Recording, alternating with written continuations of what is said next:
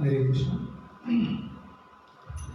जय राधा माधव कुंज बिहारी गोपीजन वल्लभ गिरिवरधारी।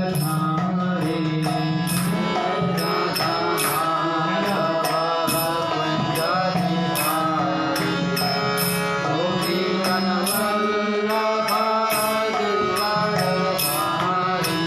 जय राधा माधव कुंज बिहारी गोपीजन वल्लभ गिरिवरधारी।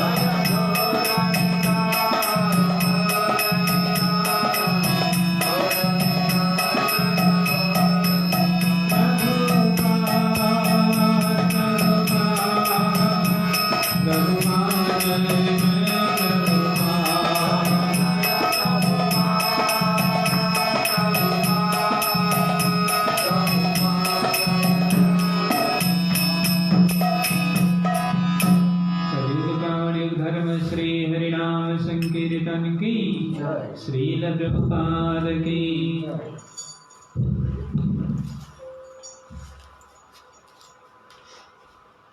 ओम नमो भगवते वासुदेवाय। ओम नमो भगवते वासुदेवाय। ओम नमो भगवते वासुदेवाय। ओम नमो भगवते वासुदेवाय। ओम नमो भगवते वासुदेवाय। ओम नमो भगवते वासुदेवाय। नारायणं नमस्कृत्यं नारायणं नमस्कृत्यं नरं चैव नरोत्तमं नरं चैव नरोत्तमं देवीं सरस्वतीं व्यासं देवीं सरस्वतीं व्यासं ततो जयमुदीरये। ततो जयमुदीरये। नष्टप्रायेषु भद्रेषु नष्टप्रायेषु भद्रेषु नित्यं भागवत सेवया नित्यं भागवतसेवया। भगवतीरुत्तम श्लोके भगवतीरुत्तम श्लोके भक्तिर्भवति नैष्टिके। भक्तिर्भक्तिनैष्टिकी। कृष्णाय वासुदेवाय कृष्णाय वासुदेवाय देवकी नन्दनाय च देवकी नन्दनाय च नन्दगोपकुमाराय नन्दगोपकुमाराय गोविन्दाय नमो नमः। गोविन्दाय नमो नमः। भगवद्गीता जशी आहे तशी अध्याय 7वा श्लोक क्रमांक 1 श्लोक पहिला।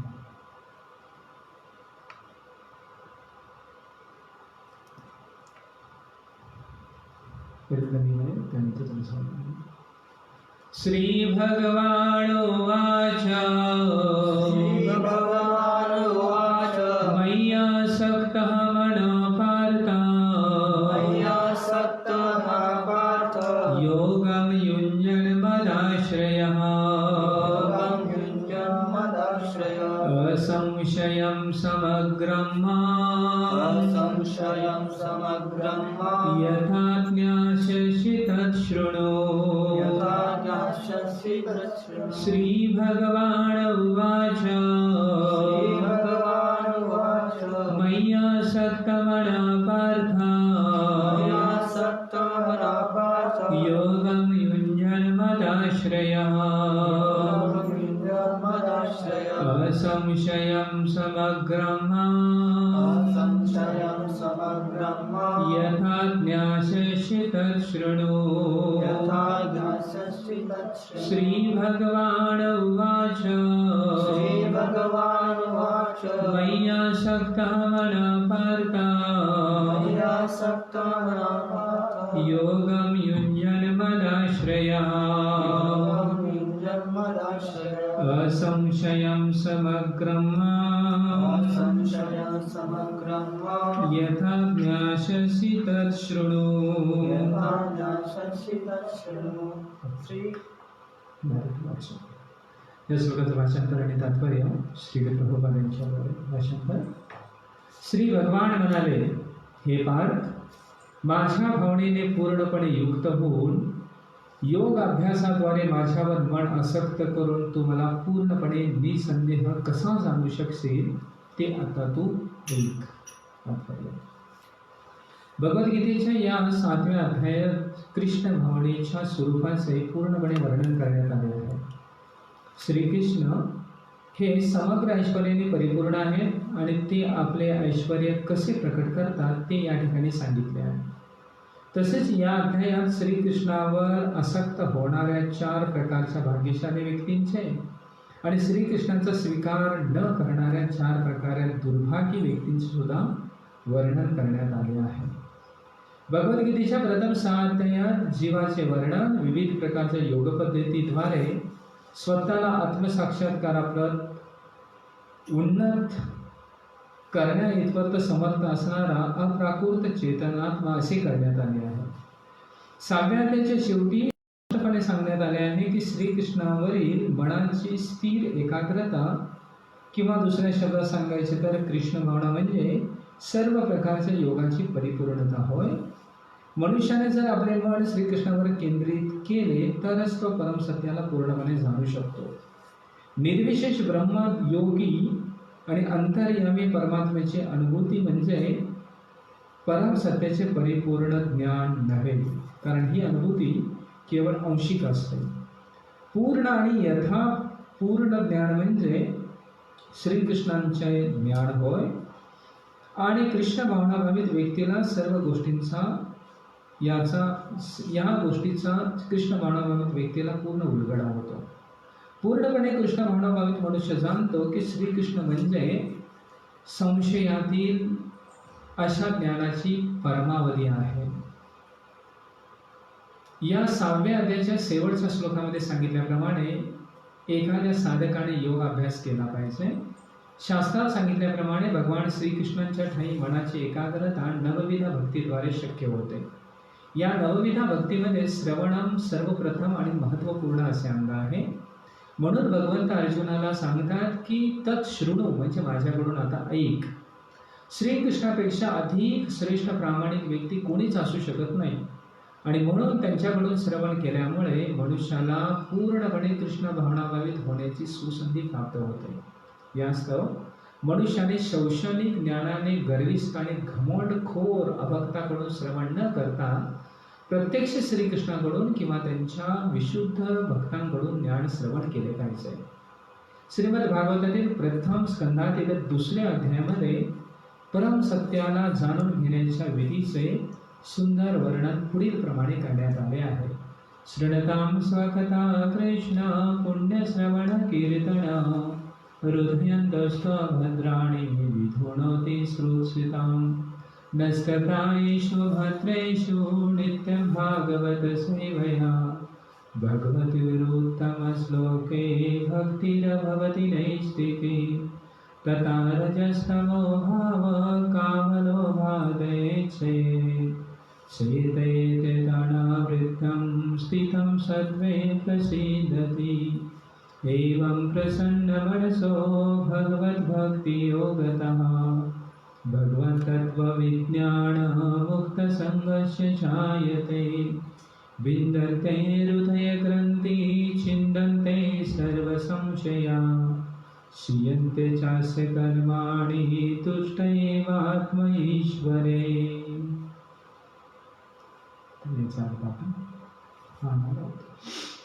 ओम ज्ञानतिमिरन्दस्य ज्ञानाञ्जनशलाकया चक्षुरुन्मिलितं तस्मै श्रीगुरवे नमः. नमामि विष्णुपदाय कृष्णप्रेष्ठाय भूतले श्रीमते भक्तिवेदान्त स्वामिनिति नामिने. नमस्ते सरस्वती देवे गौरवाणी प्रचारिणे निर्विशेष शून्यवादी पाश्चात्यदेशताय वाञ्छाकल्पतरुभ्यश्च कृपा सिन्धुभ्येव च पतितानां पावनेभ्यो वैष्णवेभ्यो नमो नमः. जय श्री कृष्ण चैतन्य प्रभु नित्यानंद श्री अद्वैत गदाधर श्रीवासादि गौर भक्तवृंद. हरे कृष्णा कृष्णा कृष्णा हरे हरे हरे राम राम राम हरे हरे. हरे कृष्ण. तर आजपासून आपण श्रवण या विषयाविषयी चर्चा करणार आहोत. भगवद्गीतेमध्ये 18 अध्याय आहेत. पहिले 6 अध्याय कर्माविषयी वर्णन करतात. 7व्या अध्यायापासून ते 12व्या अध्यायापर्यंत जे 12 होते 7 ते 12 हे जे अध्याय आहेत या अध्यायामध्ये भक्तीविषयी वर्णन येतं आणि 13व्या अध्यायापासून ते 18व्या अध्यायापर्यंत हे पुढचे 6 अध्याय आहेत त्यामध्ये ज्ञानाचं वर्णन येतं. म्हणजे भगवद्गीतेमध्ये कर्म भक्ती आणि ज्ञान या 3 गोष्टी दिलेल्या आहेत. त्यापैकी भक्ती जी आहे भक्ती मधी ठेवलेली आहे. इकडं कर्म आहे तिकडं ज्ञान आहे आणि मधी भक्ती आहे.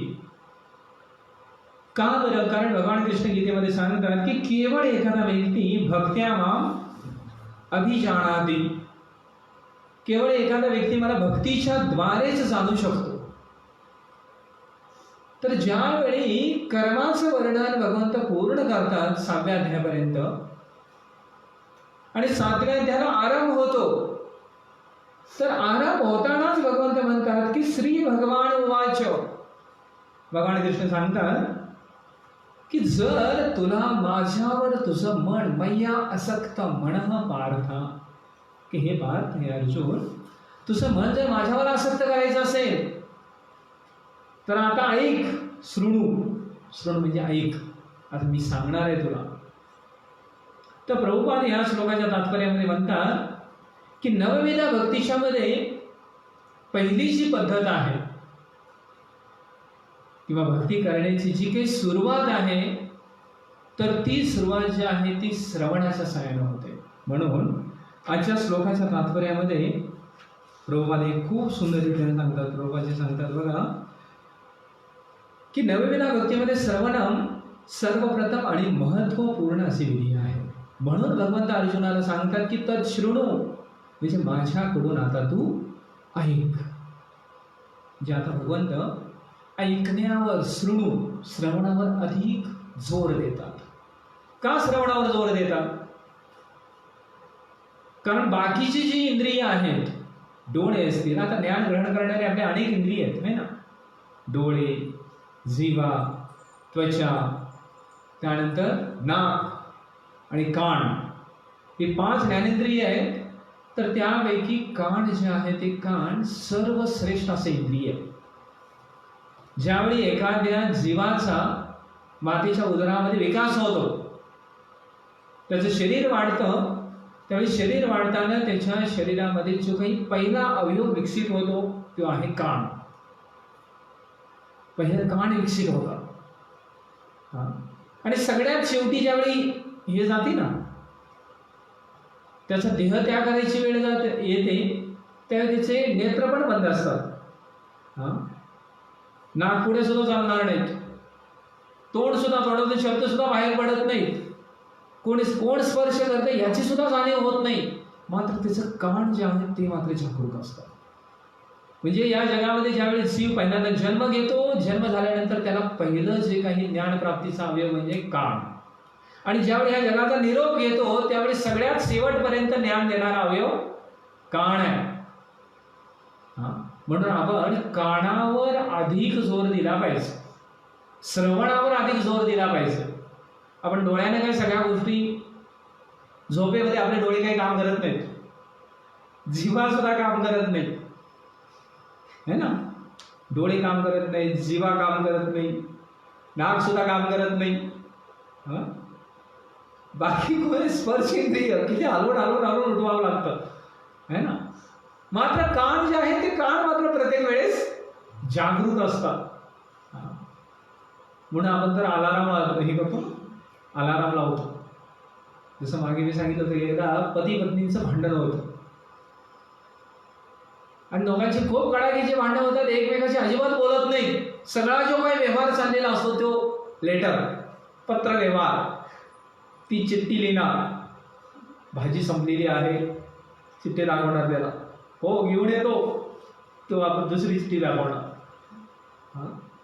आणि एक वेळ असे बरेच दिवस जातात आणि एक वेळ काय होतं की त्याला दुसऱ्या दिवशी सकाळी ऑफिसला जायचं असतं आणि म्हणून तो बायकोला चिठ्ठी लिहून देतो, उद्या सकाळी मला 5:30 वाजता उठव. मग पत्नी दुसरी चिठ्ठी लिहिते, उठवते, आणि दुसऱ्या दिवशी पाहतो तर काय की 5:30च्या ऐवजी 7 वाजलेले असतात. तो पत्नीवर खवळतो, तो म्हणतो की का बरं मला उठवलं नाहीस. तर त्यावेळी ती म्हणते की बघा मी 5:30च्या अगोदरच ती चिठ्ठी लिहून तुमच्या डोक्या शेजारी ठेवली, उठा, 5:30 वाजले. म्हणजे या ठिकाणी डोळे जे आहेत ते डोळे काम करणारे नाहीत. काय काम करणार आहे? कान, ध्वनी दाखवावा लागेल, ऐकवावा लागेल. म्हणून शास्त्र सांगतं कान जे आहे ते कान हे खूप महत्त्वपूर्ण आणि प्रत्येक क्षणाला जागृत असणारं असं इंद्रिय आहे. आणि कानाच्या द्वारे आपण ज्या प्रकारचा ध्वनी श्रवण करतो त्या प्रकारचं मन जे आहे ते मन इच्छा करतं ती गोष्ट पाहिजे पाहिजे पाहिजे. म्हणजे श्रवणाचा एवढा परिणाम होतो की चुकीची गोष्ट असेल तरी सुद्धा तो व्यक्ती काय करतो, वारंवार वारंवार वारंवार श्रवण जर केलं तर त्याला वाटतं की नाही हेच सत्य, हेच सत्य. जसं बघा की दिवाळी आली की लगेच टीव्हीवर ॲडव्हर्टाईज येते, मोती मोती वापरा, मोती वापरा, मोती साबण वापरा. मग लोकांना दिवाळी आली की मोती आठवतो. का बरं? कारण एवढं बंबाडिंग होतं. म्हणजे जर वारंवार एखादी गोष्ट श्रवण जर केली तर चुकीच्या गोष्टीला सुद्धा तो व्यक्ती खरं म्हणून स्वीकार करतो. एवढा श्रवणाचा परिणाम आहे. जसं मागे एक मी कथा सांगितली होती. एका शेतकऱ्याला त्याची बकरी विकायची होती मार्केटमध्ये आणि म्हणून रस्त्याने घेऊन जात असतात त्यावेळी ते 3 चोर पाहतात आणि बकरी याच्याकडे चोरून घेतली पाहिजे. तर 3 चोर अशी एक योजना आखतात की तू इथं उभा राहायचं, मी काही अंतरावर उभा राहील आणि एक जण तिथं बाजारात उभा राहणार. मग ज्यावेळी तो शेतकरी रस्त्यातून त्या बकरीला घेऊन चाललाय त्यावेळी एक चोर बाहेर येतो आणि म्हणतो की रामराम काका कुठे चाललाय? मग तो शेतकरी म्हणतो की ही माझी बकरी आहे, त्या बकरीला मार्केटमध्ये बाजारामध्ये मी विकायला चाललो. मग त्यावेळी तो चोर म्हणतो की बकरी कुठे आहे बकरी? मग तो शेतकरी म्हणतो ही बकरीच आहे. बकरी आहे? अहो ते गाढव दिसतंय मला. बघा ते काय म्हणतं की मला गाढव दिसतंय. मग तो शेतकरी म्हणतो गाढव वगैरे नाही, अरे ह्याला मी रानाचं मोठं केलं, ही बकरीच आहे. तो पहिला चोर म्हणतो की बकरी नाही, ते गाढव दिसतंय. तो थोडासा भ्रमित होतो, पुढे जातो. 2 किलोमीटर अंतरावर दुसरा चोर बाहेर पडतो. दुसरा चोर म्हणतो की रामराम काका कुठे चालला गाढवाला घेऊन? आता गाढवाला घेऊन कुठं चालला म्हटल्यानंतर हा परत त्याच्या आत्मावर फिरायला लागतो. त्याला वाटतं की खरंच हे गाढव आहे की काय? मग तो म्हणतो की अरे ही गाढव नाही, ही बकरी आहे, मी लहानपणापासून मोठं केलंय त्याला. तर यावेळी तो दुसरा चोर म्हणतो की ही बकरी नाही, गाढव आहे. मार्केटमध्ये पोहोचलो. तिसरा चोर येतो आणि त्याला सरळ म्हणतो की रामराम काका किती सांगितले गाढवाची किंमत? गाढवाची किंमत किती सांगितली म्हटल्यानंतर त्या बकरीला तिथं सोडतो आणि तिथून निघून येतो. म्हणजे बघा की त्या बकरीला गाढव गाढव गाढव गाढव गाढव म्हटल्यामुळे काय झालं की त्याला वाटलं की हे काय आहे, गाढवच आहे. म्हणजे बघा की श्रवणाचा किती मोठा परिणाम होतो. म्हणून ज्या प्रकारचं आपण श्रवण करतो त्या प्रकारचं मन काय करते की ती गोष्ट स्वीकारतं. तो असायच, तो असायच, असं आहे, असं आहे. आपण सारखं सारखं सारखं सारखं बोलत राहिलं मग ते डिप्रेशनमध्ये जातं. त्याला वाटतं की हो मी असंच आहे का? सारखं सारखं दुसऱ्या लोकांकडून ऐकून ऐकून ऐकून ऐकून त्याचं जे मन आहे ते मन काय करतं की कमकुवत बनतं. तर म्हणून श्रवणाचा परिणाम जो आहे तो अशा प्रकारे एखाद्याच्या जीवनामध्ये भयंकर होतो. कित्येक वर्षापूर्वी एक चित्रपट आला होता पाश्चात्य देशामध्ये, the Lawrence scene of Arabia. म्हणजे अरेबिया या देशामध्ये कंट्रीमधलं काही चित्रीकरण केलेलं होतं. आणि ते चित्रीकरण कसं होतं की सगळं काही वाळवंटामधलं, म्हणजे सगळं काही वाळवंटामध्ये अशा प्रकारे सगळं काही तहान येणं, भूक येणं, पाणी मिळत नाही, अशा प्रकारे सगळं काही चित्रीकरण होतं.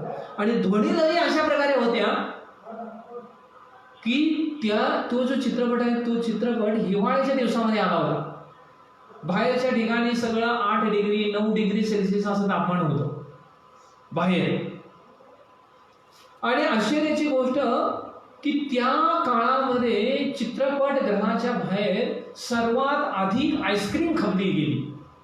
थंडीच्या दिवसामध्ये सर्वात अधिक सेल ज्यावेळी तो चित्रपट चालू झाला त्यावेळेपासून वाढला.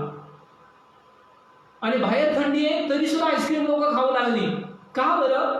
कारण त्या चित्रपटातलं ते गरम गरम वातावरण बघून, त्या ध्वनीलहरी बघून बघून बघून बघून बघून असं वाटलं लोकांनी की आपण सुद्धा कसे आहोत, त्या वाळवंटामध्ये आहोत. आपल्याला सुद्धा तहान लागली, आपल्याला सुद्धा भूक लागली, आपल्याला सुद्धा पाणी पाहिजे, आपल्याला सुद्धा थंड काहीतरी पाहिजे. म्हणजे बघा की केवळ ध्वनी लहरी आणि त्या दृश्याचा परिणामाच्या साहाय्याने व्यक्ती काय होतो, त्या प्रकारे स्वतःला गृहीत धरतो की मला सुद्धा या प्रकारच्या गोष्टीची गरज आहे. म्हणजे मला सांगायचं तात्पर्य हेच आहे की श्रवण जे आहे त्या श्रवणाच्या साहाय्याने व्यक्ती स्वतःला त्या स्थितीमध्ये ठेवतो. श्रवण जर बंबाडिंग सर केलं तर व्यक्ती चुकीची गोष्ट सुद्धा खरं म्हणून स्वीकार करायला लागतो. तर ह्या जगामध्ये श्रवणाच्या बाबतीत जर बोलायचं गेलं तर श्रवणासाठी अनेक विषय आहेत. किती विषय आहेत श्रवणासाठी? तर श्रवणाच्या विषयासंदर्भात दिलेलं आहे की श्रोतव्यादिनी राजेंद्र नृणाम शंतु सहस्रशा. सुखदेव गोस्वामी परीक्षित महाराजांना म्हणतात, श्रोतव्यादिनी राजेंद्र नृणाम शंती सहस्रशा, की लोकांना ऐकण्यासाठी कमी विषय नाही आहेत. किती विषय आहेत? हजारो विषय आहेत. एक छोटासा विषय जर मिळाला, आता कोरोना नाही, छोटा नाही, मोठा विषय आहे तो प्रत्येकाला, कारण सगळेजण आता कोरोनाचाच विचार करतात, कधी बाहेर पडेल. कोरोना जाऊ द्या, नुसता चहाचा विषय घ्या. चहा, आपण तरी चहा पित नाही, कारण लोकांना चहाचा विषय एवढा मोठा वाटतो की नुसता चहावर लोक तासन तास चर्चा करू शकतात. आम्हाला आठवतं, आम्ही एक वेळ सिंहगड एक्सप्रेसने मुंबईला चाललो होतो. 6:45 चिंचवडवरून सिंहगड एक्सप्रेस सुटली. आमच्या समोर 5-6 लोक होते बसलेले. ते दररोज पुणे मुंबई जॉबला जायचं. तर ट्रेन ज्यावेळी चिंचवडवरून सुटली, तळेगाव स्टेशन आलं आणि तळेगावच्या वेळेस त्या स्टेशनवरून एक व्यक्ती हातामध्ये किटली घेऊन चाय चाय चाय चाय चाय करत आला. मग एक व्यक्ती विचारतो, कोणची चाय आहे? लगेच तो वेटर सांगतो, वेंडर सांगतो कि सर हम सिर्फ ताज महल टी यूज करते हैं, बाकी कुछ नाही. मग ह्या लोकांची त्या चहावर चर्चा सुरू झाली. मग कोणी चहा घेतलाच नाही, तर त्या 5-6 जणांच्या मध्ये चहाच्या विषयी चर्चा. मग एक म्हणून लागला, ही लोक नुसते असेच बोलतात, ताज महल एवढा महाग कोण वापरत आहे, असंच लोकल कुठलं पण वापरत असतील. एक म्हणतो आमच्या घरामध्ये ती ही कॉफी किंवा हा चहा, तो चहा. मग एक सांगतो ह्या चहाच्या कंपनीमध्ये आम्ही गेलो होतो, तिथं खरोखर प्रामाणिक चहा बनवला जातो. असं तसं या लोकांची चर्चा जी तळेगावमधून सुरू झाली, कल्याणपर्यंत ही चर्चा होती, जवळजवळ 1.5-2 तास. त्यावेळी आम्ही विचार केला की बापरे, लोकांना एक छोटासा विषय मिळाला ना चहा, तर या चहावर सुद्धा लोक एवढ्या वेळ चर्चा करू शकतात.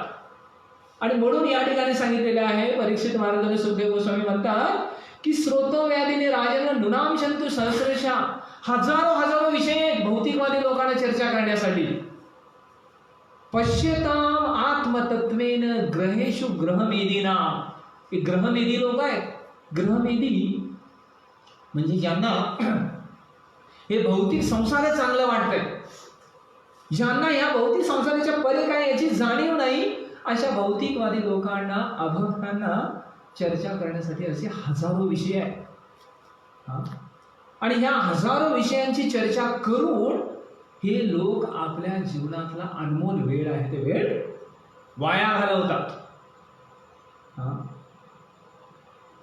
म्हणून पुढे परीक्षित महाराजांना सुखदेव गोस्वामी सांगतायत, तर ते म्हणतात की सूर्याच्या उदय आणि अस्ताबरोबर आयुर अहर्ती वैपुंसाम उद्देन अस्त दिनोचयो, की सूर्याच्या उदय आणि अस्ताबरोबर लोक जे आहेत ते फालतू बडबडीमध्ये आपलं आयुष्य वाया घालवतात. सूर्य त्यांच्या जीवनातला एक दिवस आहे, एक मिनिट, एक तास ते जे आहे ते वेस्ट हे करतो, घालवतो.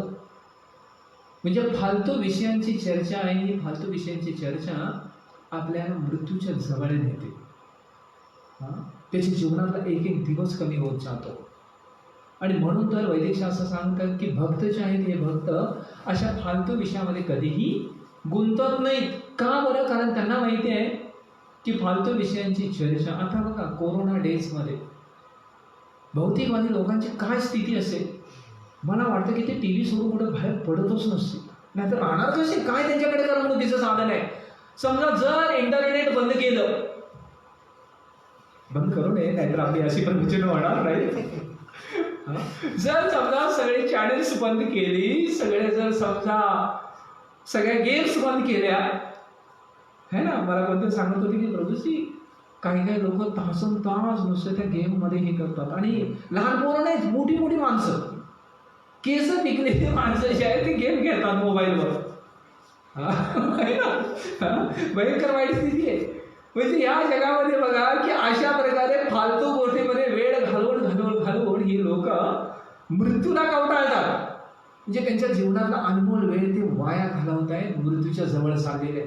म्हणून भक्त जे आहे, भक्त कधीही आपल्या जीवनातला वेळ वाया घालवत नाही, केवळ तो भगवंताविषयी चर्चा करेल.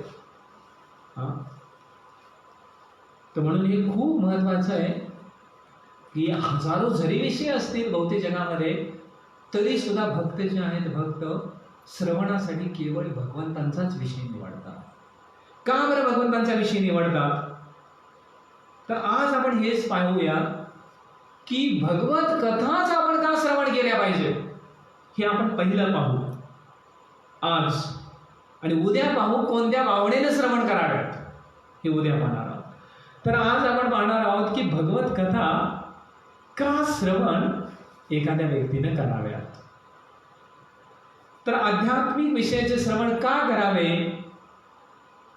तर पहिलं कारण आहे का आपण श्रवण केलं पाहिजे, तर वास्तविक ज्ञानाची आपल्याला प्राप्ती होते. वास्तविक ज्ञान प्राप्ती होते. बघा या जगामध्ये प्रत्येकाला त्याच्या स्वरूप स्थितीची जाणीव नाही की मी कोण आहे. सगळे लोक असे भ्रमित स्थितीमध्ये, त्यांना जाणीवच नाही की मी कोण आहे. त्यांना वाटतं की हे शरीर म्हणजेच मी आहे. त्यांना त्यांच्या वास्तविक स्थितीची जाणीव नाही आहे. आणि वास्तविकता जीव कोण आहे, मम अंशो जीव लोके जीवभूत सनातन. जीव जो आहे तो जीव भगवंतांचा अंश आहे. त्याचा संबंध जो आहे तो भगवंताशी आहे. आणि जोपर्यंत आपण आध्यात्मिक श्रवण करत नाही तोपर्यंत आपल्याला आपण कोण आहोत याची जाणीव होणार नाही. म्हणून वैदिक शास्त्रामध्ये सुंदर हे वर्णन येतं. त्यामध्ये वर्णन आहे की माया मुग्ध बद्ध जीव नाही स्वतः ज्ञान, जीवेन कृपा कैलो कृष्ण वेद पुराण. की भगवंतानी बद्ध असणाऱ्या जीवाला ज्ञान प्रदान करण्यासाठी वेद आणि पुराणांची रचना केली. वेद पुराण वैदिक शास्त्र केवळ जीवाला त्याच्या स्वरूप स्थितीची जाणीव व्हावी. मी कोण आहे, भगवंत कोण आहे, माझा आणि भगवंतांचा काय संबंध आहे, मला इच्छा नसताना माझ्या जीवनामध्ये एवढी दुःख काय येतात. कुणाला इच्छा नाही अशा प्रकारे 1 BHK 2 BHK मध्ये अडकून पडा एवढे दिवस. मग का बरं अशा प्रकारे येतात. काय येतो कोरोना, काय येतो स्वाईन फ्लू, भरपूर काही येतात ना, अनेक आजार आहेत, वेगवेगळ्या प्रकारचे आजार. का? जोपर्यंत प्रश्नचिन्ह करत नाही तोपर्यंत आपण मनुष्य बनण्याच्या योग्यतेचा नाही. बहुतेकवादी लोकांना याची जाणीव नाही. त्यामध्ये नाही ते वटवागळामध्ये होता, त्याचं सूप पिलं आणि तो आला माणसामध्ये नाही. मग का बरं भौतिक आता या जगामध्ये जर पाहिलं किती लोक मेली, किती लोकांचा मृत्यू झाला. आपण हे करतो, दुःख वाटतं. एका वैष्णवाला सुद्धा दुःख वाटतं कारण एवढ्या जीवांची हानी झाली. जीवहानी, मोठी महामारी झाली. अनेक लोक जे आहेत ते तडफडत आहेत, प्रचंड मोठ्या प्रमाणात दुःख होत आहे. आपल्याला करुणा असली पाहिजे या सर्वांच्या विषयी. म्हणून आपण दररोज कीर्तन करतो. का बरं? कारण जगामध्ये सगळीकडे जे काही वाईट स्थिती आलेली आहे याच्यापासून भगवंतांनी ह्या लोकांचं रक्षण करावं. आपण हे करतोय. मात्र याच्यामागचं बेसिक कारण जर पाहिलं, मुख्य कारण जर पाहिलं, तर भगवंतांना विसरल्यामुळे हा जीव या भौतिक जगामध्ये आला. आणि भौतिक जगामध्ये प्रकृती त्यांना वेगवेगळ्या प्रकारचे असे फटके मारत आहे.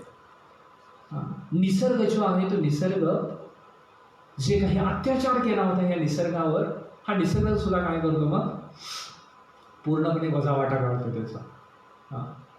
तर म्हणून भौतिक प्रकृती तर ही जी आहे ही अशा प्रकारे कधी कधी प्रकोपित होते आणि अनेक लोकांची मग हिंसा होते. मग का बरं माझ्या जीवनामध्ये या प्रकारचे दुःख आले? तर ह्या जर एखाद्या भक्ताला किंवा कोणत्याही व्यक्तीला याची पूर्व जर माहिती असेल की माझ्या जीवनामध्ये हे दुःख आले, ह्याच्या मागं मुख्य कारण हेच आहे की मी भगवंतांना विसरलोय. कृष्ण भुलिया जीव भोगवांच्या करे, अतएव माया कार्य झपटिया धरे. की ज्यावेळी जीव भगवंतांना विसरतो आणि या भौतिक जगामध्ये येतो, त्यावेळी माया देवी जी आहे ती त्याला वेगवेगळ्या प्रकारचा आजार, वेगवेगळ्या प्रकारचा मानसिक त्रास, वेगवेगळ्या प्रकारचा शारीरिक त्रास, वेगवेगळ्या लोकांच्याकडून त्याला मिळणारा त्रास, त्यानंतर जन्म असेल, मृत्यू असेल, जरा असेल, अनेक प्रकारच्या व्याधी असतील, हे सगळी काही दुःखाचं मुख्य कारण भगवंताला विसरणे यामुळे. आणि जोपर्यंत आपण वैदिक शास्त्राचं श्रवण करत नाही तोपर्यंत आपल्याला आपल्या वास्तविकतेचं ज्ञान होणार नाही. मी कोण आहे, भगवंत कोण आहे, माझा आणि त्यांचा काय संबंध आहे, का बरं मला इच्छा नसताना दुःख येतं. तर या प्रकारचं ज्ञान जे आहे ते सुंदर रीतीनं वैदिक शास्त्रामध्ये भरलेलं आहे. आणि म्हणून आपण वैदिक शास्त्राचं श्रवण नित्य नेमानं केलं पाहिजे. आणि जो कोणी शास्त्र पारंगत व्यक्ती आहे, ज्याला जाणीव आहे, तर तो व्यक्ती अशा प्रकारच्या गोष्टीनं डळमळून जाणार नाही.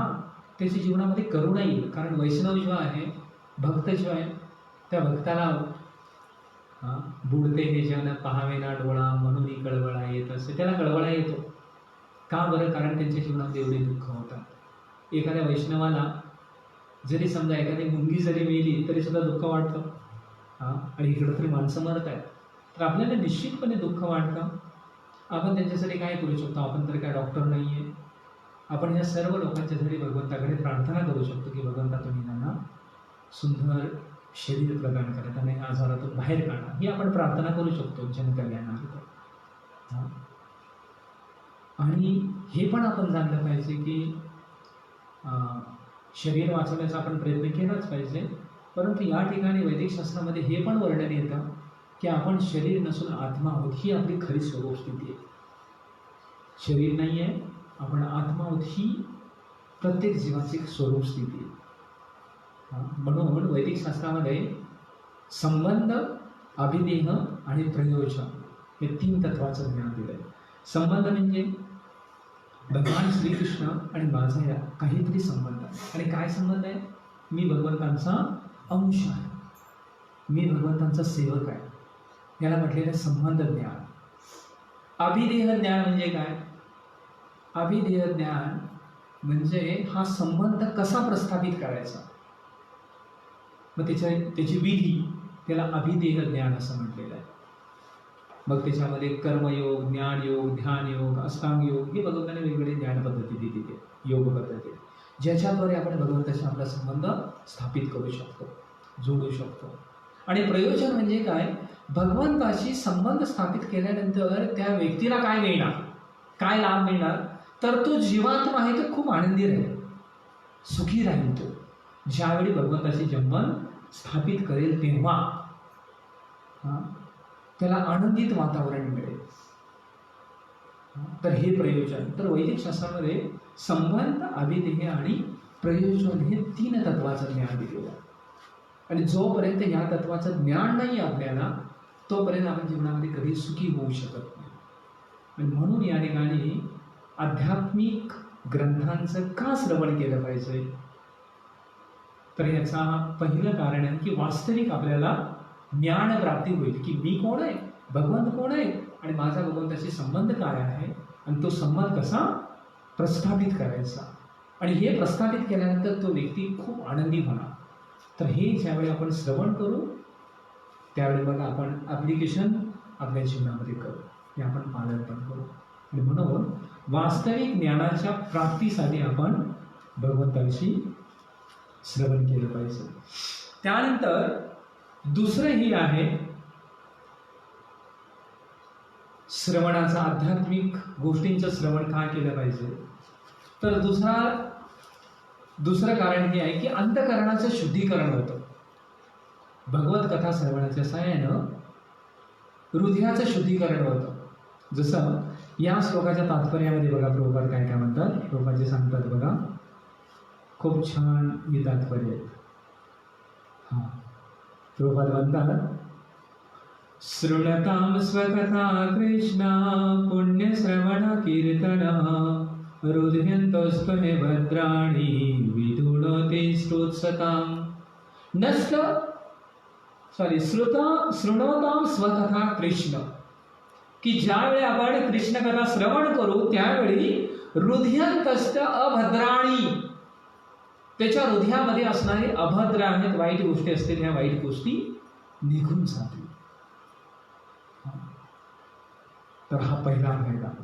पुढे म्हटलेला आहे, नष्टप्रायेषु अभद्रेषु नित्यं भागवत सेवया भगवतीरोत्तम श्लोके भक्तिरभवति नैष्टिके, की ज्यावेळी आपण नित्यनिर्माण भगवंताच्या कथा श्रवण करू त्यावेळी त्याच्या हृदयामधले नष्टप्रायेषु अभद्रेषु, भद्र म्हणजे चांगलं, अभद्र म्हणजे वाईट, त्याच्या हृदयामध्ये सगळी वाईट गोष्टी असतील, ह्या वाईट गोष्टी निघून जातील. आणि पुढे म्हटलेलं आहे, भगवतीर उत्तम श्लोके भक्तीर अभवती नैष्टिकी, की वैदिक शास्त्राचं श्लोक किंवा वैदिक शास्त्राचे वचन असे आहेत की त्याच्या हृदयामध्ये भक्तीविषयी जागृती निर्माण होईल, भगवंताच्या विषयी त्याच्या हृदयामध्ये आकर्षण निर्माण होईल. तर हा भक्तीचा फायदा आहे, हा श्रवणाचा फायदा. त्यानंतर पुढे म्हटलेलं आहे, तथा रजस्तमो भाव कामलोभास्तये चेत् सहितयेते तणावृत्त्यं स्थितं सत्त्वे प्रसीदति. तथा रजस्तमो भाव कामलोभास्तये चेत्, रजो आणि तमोगुण आहे त्याचे जे भाव आहेत, काम आणि लोभ, तर भगवत कथा श्रवण करण्याच्या साहाय्यानं त्याच्या जीवनातील रजोगुण आणि तमोगुण निघून जाईल. भौतिक आकांक्षा आहेत, ह्या भौतिक आकांक्षा त्याच्या जीवनातल्या 100% निघून जातील. हा भगवत कथेचा फायदा आहे. आणि प्रत्येकाचं हृदय जर पाहिलं या कलियुगामध्ये अनेक प्रकारच्या इच्छेने भरलेल्या आहेत, भौतिक इच्छेने भरलेल्या. परंतु ज्यावेळी आपण प्रामाणिक स्तोत्राकडून या आध्यात्मिक कथा श्रवण करू त्यावेळी आपल्या हृदयातील भौतिक इच्छा आहेत, भौतिक इच्छा निघून जातील. आणि चेत एतेत अनावृत्तम स्थितम सत्वे प्रसिद्धती, तर तो जो व्यक्ती आहे तो व्यक्ती सत्वगुणामध्ये स्थित होईल. म्हणजे त्याच्या जीवनामध्ये भगवंतांच्या विषयी निश्चितपणे आकर्षण वाढेल. तर हा श्रवणाचा एक फायदा आहे. त्यानंतर पुढे म्हटलेलं आहे बघा, एवं प्रसन्न मनसो भगवत भक्ती योगतः भगवत तत्व विज्ञान मुक्त संघर्षे जायते. अच्छा, श्लोकामध्ये खूप छान हे श्लोक प्रभुपादांनी दिलेले आहेत. एवं प्रसन्न मनसो भगवत भक्ती योगतः, की ज्यावेळी भगवंतांच्या विषयी श्रवण करेल त्यावेळी तो व्यक्ती खूप आनंदित होईल. आणि त्यावेळी भगवत तत्व विज्ञान मुक्त संघर्षे जायते, ज्यावेळी त्याच्या हृदयामध्ये भगवत तत्व स्थापित होईल त्या भौतिक जगाच्या जंजाळातून तो पूर्णपणे मुक्त होऊ शकतो, खूप आनंदित राहू शकतो तो व्यक्ती. तर हा श्रवणाचा अजून फायदा, म्हणजे हृदयाचं किती शुद्धीकरण होत आहे बघा. पुढे म्हटलेलं आहे, भिंदते हृदय ग्रंथे छिंदते सर्व संशयः शियन्ते चास्य कर्माणि दृष्ट एवात्म ईश्वरे. भिंदन्ते हृदय ग्रंथी छिंदन्ते सर्व संशया, की त्याच्या हृदयामध्ये असणारी आसक्तीची गाठ आहे, भौतिक आसक्तीची गाठ ही भिंदन्ते आणि छिंदन्ते. भिंदन्ते म्हणजे त्याला भेदली जाते, तोडली जाते. छिंदन्ते त्याच्या हृदयामध्ये सगळ्या ज्या काही वाईट गोष्टी असतील त्या तोडल्या जातील.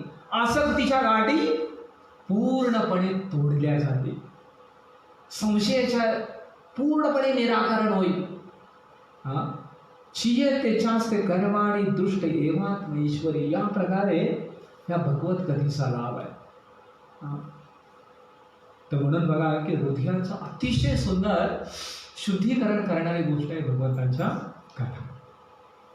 किती जरी वाईट व्यक्ती असेल, केवळ भगवत कथा श्रवण करण्याच्या साहाय्यानं त्याच्या हृदयामध्ये शुद्धीकरण होणार, त्याला मोठ्या प्रमाणात फायदा होणार आहे. हा. आपण भरपूर काही अशा हे पाहिलेले आहेत, कथा ऐकलेली आहेत. जो डाकू बघत होता, डाकू आहे तो भक्त बनतो. कसा भक्त बनतो? केवळ कृष्ण नावाचं श्रवण करू.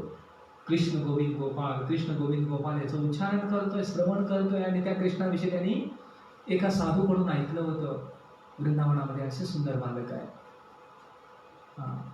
त्याचे घुंगराळे केस आहेत, गळ्यामध्ये अतिशय सुंदर अशा प्रकारे कंठार आहेत, सोन्याचे बाजूबंद आहेत, हातामध्ये कंगन आहेत, पायामध्ये पंजन आहेत, कमरेला करडोळा आहे. भरपूर काही अशा प्रकारे ऐकतात. तो डाकू ऐकतो आणि हे डाकू ऐकून त्या साधूकडे जातो की त्या व्यक्तीचा जरा ॲड्रेस द्या, पत्ता द्या जरा, मला भेटायचं आहे. आणि तो भेटण्यासाठी जातो. विचार करा, एवढा लांब पायी चालत जातो आणि मुखामध्ये हे आहे आणि भगवंतांचं त्या चिंतन करत करत, त्या रूपाचं चिंतन करत करत जातो. आणि तो जो डाकू आहे, तो डाकू भविष्यामध्ये भक्त बनतो. म्हणजे श्रवणाचा हा फायदा आहे की त्याच्या हृदयामध्ये असणारे वाईट ज्या गोष्टी असतील, त्या वाईट गोष्टी निघून जातील. त्याचं जे हृदय आहे ते हृदय साफ होईल. वैदिक शास्त्रामध्ये अनेक घटनांचं वर्णन येतं, खूप काही घटना आहेत असं. तर हा एक वैदिक शास्त्र आपण का श्रवण केलं पाहिजे, हा एक फायदा. पुढे फायदा जो आहे ते वर्णन येतं की आपल्या जीवनामध्ये, साधकाच्या जीवनामध्ये भौतिक क्लेश जे आहेत, ह्या क्लेशाचं सुद्धा निवारण होतं. क्लेश म्हणजे त्या दुःखातून त्याला काय मिळते, राहत. त्याच्या जीवनातील सगळे दुःख जे आहेत, क्लेश जे आहेत, ते क्लेश निघून जातील भगवत कथा श्रवण केल्याच्या सहाय्याने. म्हणून वैदिक शास्त्रामध्ये वर्णन येतं बघा, काल कोणतं म्हणतो ना आपण, गोपीगीत गा. गोपीगीत मध्येच तो श्लोक आहे, तव कथामृतं तप्त जीवनम कविवीडितां कल्मषापहं श्रवणमङ्गलं श्रीमदाततं भुवि गृह्णान्ति ये भूरिदाशना. तर या ठिकाणी गोपी भगवंतांची स्तुती करतात. तर ते म्हणतात, तव कथामृतम, हे भगवंता तुमच्या ज्या कथा आहेत, या कथा तव कथामृतम, अमृताप्रमाणे आहेत. आणि कल्मषापहम, जे काही लोकांच्या जीवनामध्ये जे कल्मष आहेत, त्यांचं जे जीवन आहे, तप्त जीवन, कल्मशाने, अनेक प्रकारच्या दोषांनी आणि अनेक प्रकारच्या क्लेशाने जे तापलेलं जीवन आहे, हे तापलेलं जीवन पूर्णपणे शांत करण्याची क्षमता तुमच्या कथेमध्ये आहे. श्रवण मंगलम, या तुमच्या कथा आहेत, त्या व्यक्तीच्या जीवनामध्ये मांगल्य, एक राहत देणारे आहेत. बघा, उन्हाचा त्रास झाला की आपण थंड हवेची अपेक्षा करतो ना, जरा थंड हवा यावी. थंड हवा आली की काय होतं, राहत मिळते ना, थोडंसं बरं वाटतं. त्याचप्रमाणे या भौतिक कलियुगामध्ये जर पाहिलं, भौतिक जगामध्ये जर पाहिलं, तर प्रत्येक व्यक्ती जो आहे तो वेगवेगळ्या क्लेशाने पूर्णपणे तापलेला आहे. अनेक लोकांच्या जीवनामध्ये अनेक समस्या आहेत, अनेक क्लेश आहेत, खूप मोठ्या प्रमाणात क्लेश. परंतु या क्लेशाचं निवारण करायचं असेल तर एसी लावून नाही चालणार, मोठा पंखा लावून नाही चालणार. का बरं? कारण जर आपण हृदय जर तप्त असेल तर बाहेरच्या गोष्टी आपल्याला शांत नाही करत. म्हणून वैदिक शास्त्र काय सांगतं की तुम्ही काय करा, भगवंतांची सेवा करा. आता बघा, चंदन यात्रा येणार आहे ना काही दिवसामध्ये. चंदन यात्रेमध्ये, चंदन यात्रेचा हाच उद्देश आहे, आपण भगवंतांना चंदन लावतो संपूर्ण शरीराला भगवंतांच्या. का चंदन लावतो? आता बाहेर गरमी होते, आपल्याला त्याचा त्रास होतो आणि आपण थंडावा कोणाला देतो? आपल्या कपाळावर चंदन लावत नाही. कित्येक लोक आपण ज्यावेळी चंदन गोविंदांच्या समोर घासतो ना, तर कित्येक लोक येतात म्हणतात की थोडंसं द्या. आणि म्हणतात नाही हे पहिलं भगवंतांना नाही नंतर मग तुम्हाला. हा म्हणजे भौतिक जगामध्ये लोकांना राहत आपल्याला पाहिजे. इकडे तिकडे चंदन लावती, डोक्याला लावती, का? कारण शांत व्हावं म्हणून. तर त्या चंदनाच्या साईने आपण शांत होणार नाही. परंतु हे चंदन ज्यावेळी आपण कृष्णांच्यासाठी उघडू, गोविंदांच्यासाठी उघडू आणि गोविंदांच्या चरणाला ज्यावेळी लावू, गोविंदांच्या ज्यावेळी कपाळाला लावू, त्यावेळी खरोखर आपल्याला थंडीचा अनुभव होईल. आपण त्या त्रासापासून वाचू. म्हणजे वैदिक शास्त्र सांगतं की आपल्या जीवनातले कल्मश जर निघून जायचे असतील तर आपण भगवंतांना प्रसन्न करण्याचा अधिक प्रयत्न केला पाहिजे. म्हणून या ठिकाणी गोपी म्हणतात की तप्त जीवनासाठी, तापलेल्या जीवनासाठी एक राहत, एक चांगल्या प्रकारे राहत काय म्हणतो आपण, एक विश्रांतीचे किंवा तडफडलेला व्यक्ती. जसं बघा हत्ती कधी कधी जर समजा जंगलाला आग लागली आणि प्रचंड मोठ्या प्रमाणात ऊन पण आहे आणि इकडे तिकडे आगीचे झळ पोचतायत, त्याला भासतायत. आणि जर समजा त्या हत्तीला जर कुठंतरी छान तलाव मिळालं तर कसं वाटेल त्याला एकदम, है ना? पूर्णपणे तो आनंदित होईल, वाटेल की वा असं जीवन कायमस्वरूपी असावं, है ना? कारण बाहेर सगळं काही तापलेलं आहे, मला या ठिकाणी छान थंडगार पाणी मिळतंय.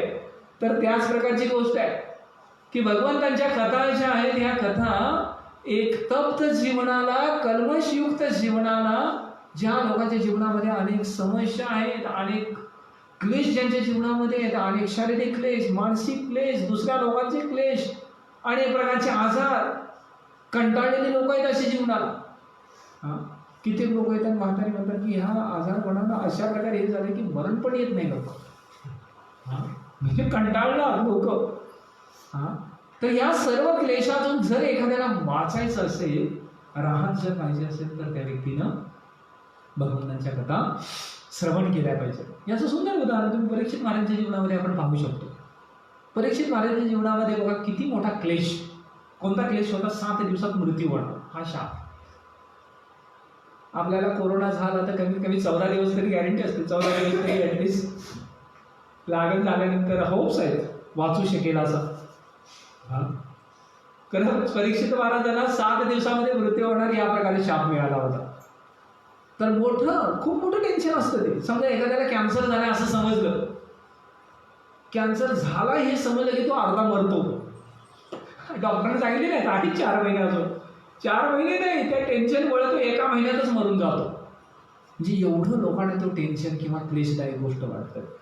परंतु तेच परीक्षित महाराजांच्या जीवनामध्ये ज्यावेळी त्यांनी ऐकलं की अशा प्रकारे मला शाप मिळालाय, काही हरकत नाही, ते सरळ गंगा किनारे गेले. परीक्षित महाराज आणि सुखदेव गोस्वामींच्याकडून ते श्रवण करतायत.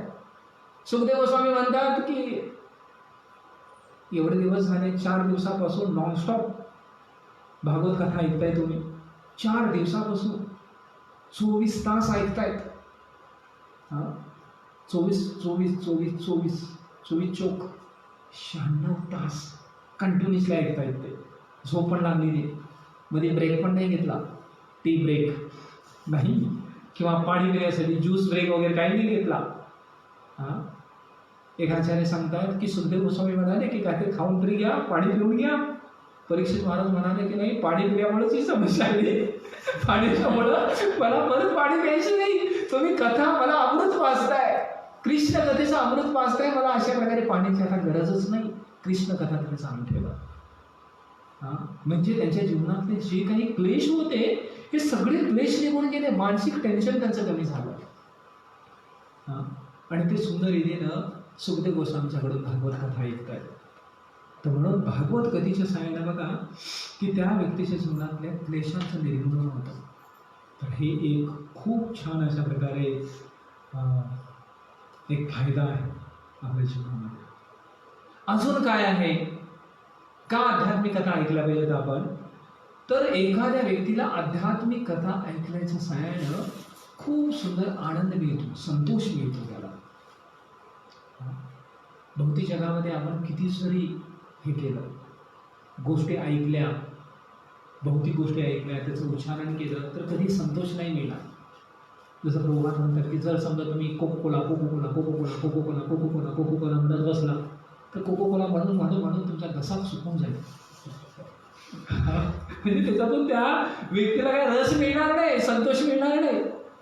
परंतु कृष्ण नावाचं उच्चारण केलं, त्याचं श्रवण जर केलं तर रूप स्वामी सांगतात की ज्यावेळी मी कृष्ण नावाचं उच्चारण करतो तर मला असं वाटतं की मला हजारो जीवा असाव्यात. आणि हे ज्यावेळी नाव मी श्रवण करतो त्यावेळी मला असं वाटतं की मला लाखो कान असावेत, ज्याच्या साहाय्यानं मला खूप मोठ्या प्रमाणात आनंद होईल. का? कारण कृष्ण नावामध्ये, कृष्ण कथेमध्ये अशा प्रकारे गोडवा भरलेला आहे.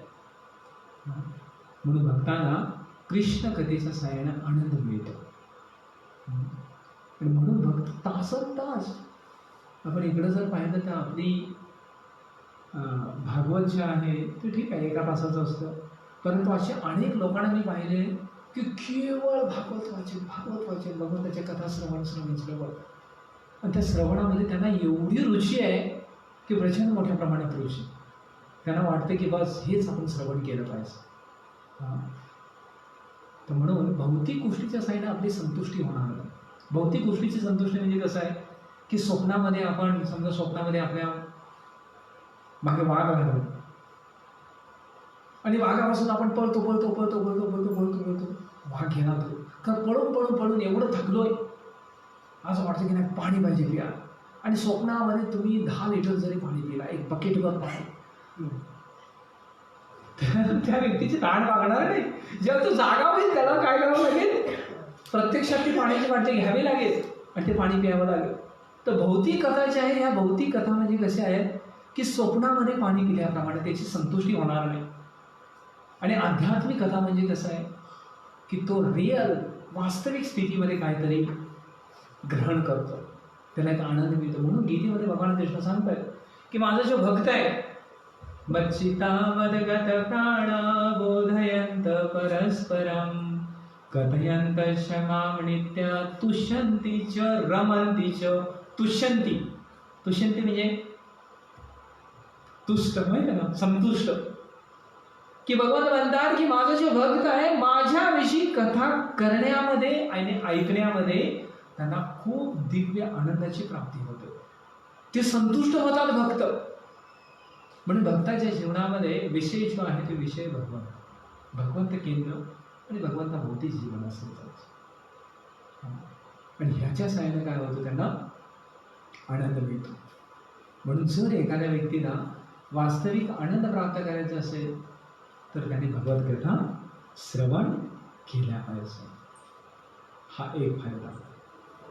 अजून पुढे एखादा व्यक्ती जो आहे, हा एखादा व्यक्ती भागवतच्या साहाय्यानं किंवा भगवंतांच्या कथेच्या साहाय्यानं तहान आणि भुकेवर सुद्धा विजय प्राप्त करू शकतो. आणि याचं उदाहरण मी मगाशी दिलं, परीक्षित महाराजांचं. त्यांना तहान आणि भुकीची काही चिंता नाही आहे. एवढंच नाही, मृत्यूवर सुद्धा विजय प्राप्त करू शकतो. पुढे आपण पाहतो परीक्षित महाराजांच्या जीवनामध्ये कधी त्यांना तो तक्षक नावाचा सर्प आला आणि कधी त्यांना दंश केला याची जाणीव पण नाही त्यांना. ते काय करत होते, केवळ भागवत कथा श्रवण करत होते. म्हणजे एखादा व्यक्ती तहान, भूक आणि मृत्यूवर सुद्धा विजय प्राप्त करू शकतो. मृत्यूच्या भयापासून सुद्धा तो परे जाऊ शकतो. तर हा भगवंताच्या कथेचा फायदा आहे, आध्यात्मिक कथेचा फायदा. आध्यात्मिक कथांचं आपण श्रवण केलं पाहिजे. अजून काय फायदा आहे, का बरं आपण आध्यात्मिक कथा श्रवण केल्या पाहिजे? भगवंतांना प्रसन्न करण्याचा सगळ्यात चांगला मार्ग आहे भगवंतांच्या कथा श्रवण करणं. कारण याच्या साहाय्यानं भगवंत सुद्धा संतुष्ट होता, है ना. ज्या ठिकाणी भगवंतांच्या कथा चाललेल्या आहेत त्या ठिकाणी साक्षात भगवंत उपस्थित असतात, ते खूप आनंदित असतात, है ना. वैदिक शास्त्रामध्ये एक सुंदर वर्णन येतं. भगवंत नारदाला सांगतात, नाहं तिष्ठामि वैकुंठे योगिनां हृदयेषु वा यत्र गायन्ति मद्भक्ता तत्र तिष्ठामि नारदा. की हे नारदा, नाहं तिष्ठामि वैकुंठे, मी वैकुंठात राहत नाही. योगिनां हृदयेषु वा, किंवा योगींच्या हृदयामध्ये सुद्धा मी राहत नाही. मी कुठं राहतो, यत्र गायंती मदभक्ता, ज्या ठिकाणी माझे भक्त माझ्याविषयी कथेचं गायन करतायत, श्रवण करतायत, तत्र तिष्ठामी नारद आहे. नारद, मी त्या ठिकाणी निवास करतो. म्हणजे बघा की भगवंत जे आहे, भगवंतांची उपस्थिती याची जाणीव करू शकतो आपण, किंवा भगवंत त्या ठिकाणीच उपस्थित असतात ज्या ठिकाणी भगवंतांच्या कथा श्रवण होतात. त्याचं ज्यावेळी उच्चारण केलं जातं त्याच ठिकाणी भगवंतांचा उपस्थिती असते. प्रभुपाद एक वेळ एका मंदिराच्या, खूप प्रसिद्ध मंदिर आहे भारतामध्ये, मी नाव नाही घेणार, तर तिथे गेले होते आणि त्याने पाहिलं की या मंदिराला एवढ्या मोठ्या प्रमाणात सर्व काही गोष्टी आहेत, सुखसुविधा आहेत, मोठ्या प्रमाणात धनसंपत्ती आहे, सगळ्या गोष्टी आहेत, परंतु या ठिकाणी भगवत कथा होत नाहीत. प्रभुपादांना खूप वाईट वाटलं.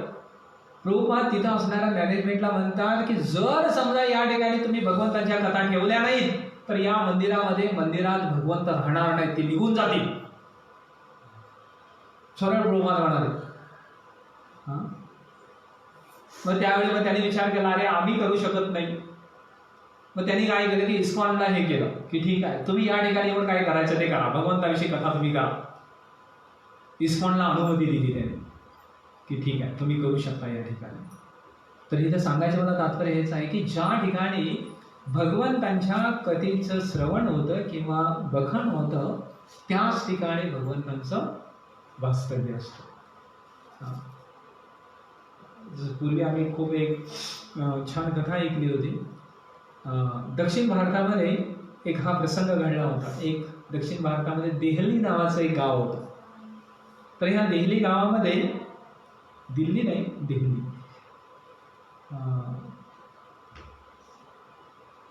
तर या देहली गावामध्ये काही जे हे होते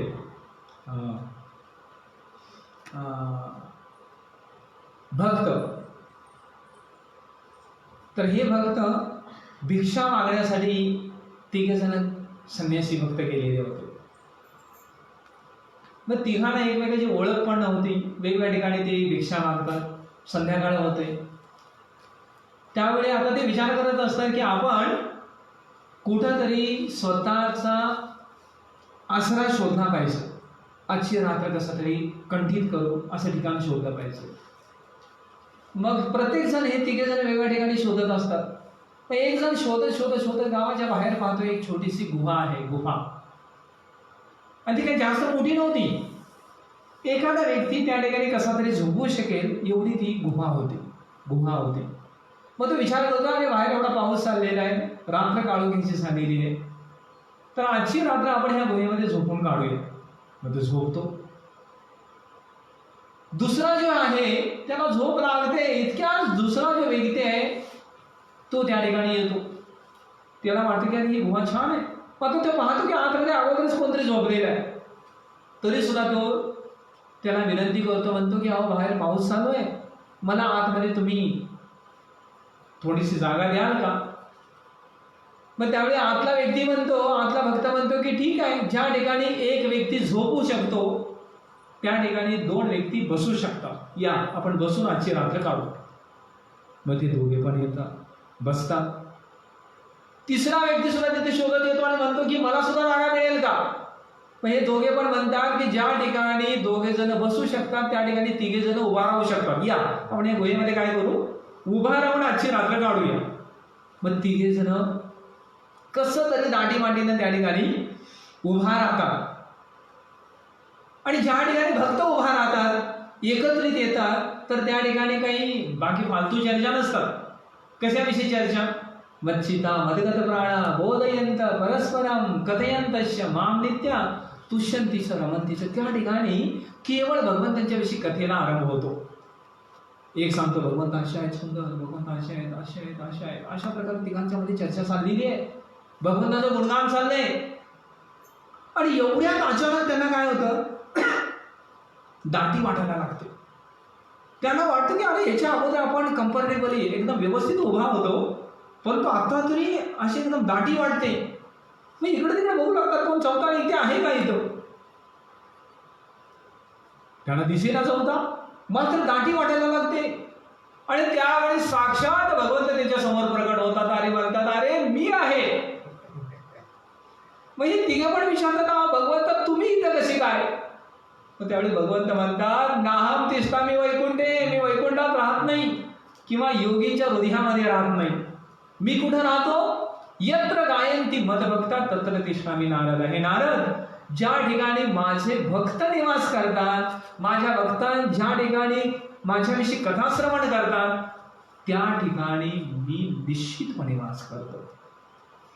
म्हणून खरोखर जर भगवंतांची उपस्थिती जाणायची असेल, भगवंतांना बोलवायचं असेल, तर आपण त्या ठिकाणी भगवंतांच्या कथा श्रवण केल्या पाहिजेत किंवा त्याचं उच्चारण केलं पाहिजे.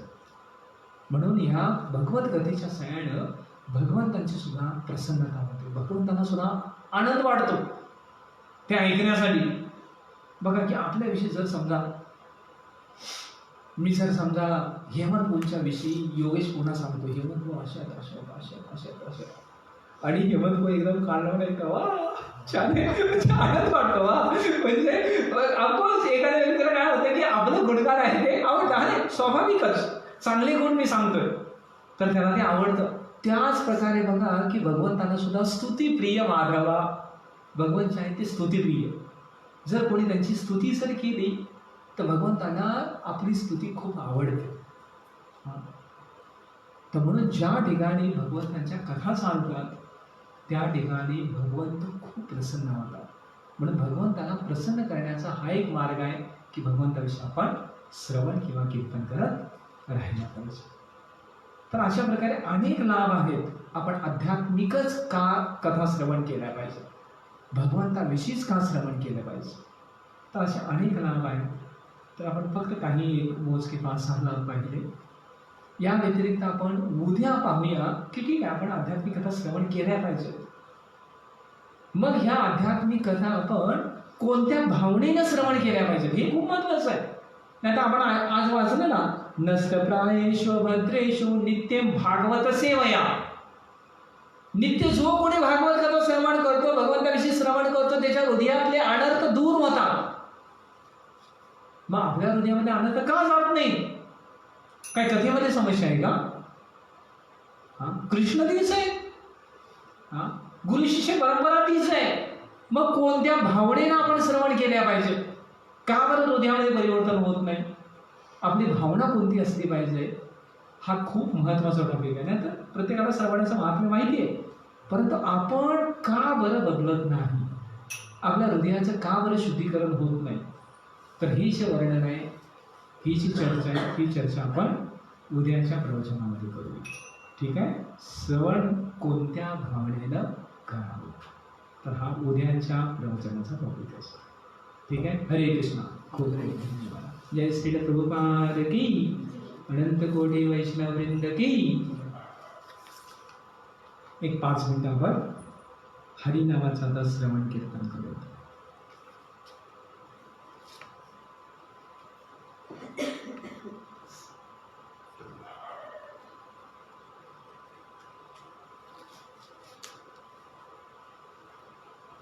करता बोलून दे.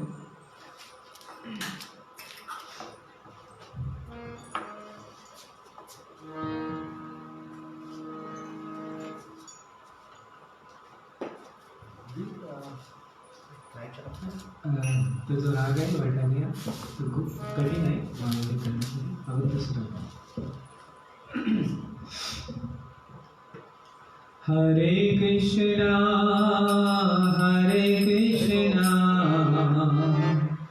कृष्णा कृष्णा हरे हरे, हरे राम हरे राम,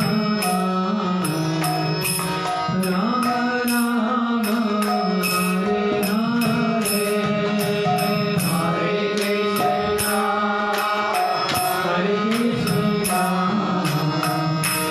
कृष्णा कृष्णा हरे हरे, हरे राम